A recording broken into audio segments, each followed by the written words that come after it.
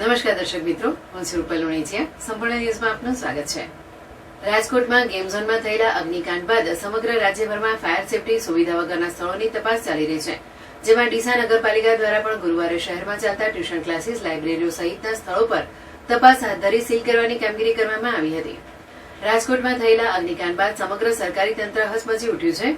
રાજ્યભરમાં fire safety સુવિધા વગરના હોટેલો, હોસ્પિટલો, શાળા, કોલેજો, ટ્યુશન ક્લાસીસ, મોલ, કચેરીઓ સહિતના જાહેર સ્થળો પર તપાસના સરકારે આદેશ આપી દીધા છે. જેના અનુસંધાને ડીસા નગરપાલિકા દ્વારા તપાસ હાથ ધરાઈ છે. જેમાં પાલિકા દ્વારા 2 દિવસ અગાઉ અનેક શોપિંગ સેન્ટરો, હોટેલો, હોસ્પિટલોને નોટિસો પાઠવી હતી. જ્યારે ગુરુવારે શહેરના ટ્યુશન ક્લાસીસ અને લાઇબ્રેરીઓની તપાસ હાથ ધરાતા 2 ટ્યુશન ક્લાસીસ અને 1 લાઇબ્રેરીમાં ફાયર સેફટી સુવિધાનો અભાવ જણાતા તેને સીલ મારવાની કાર્યવાહી હાથ ધરાઈ હતી.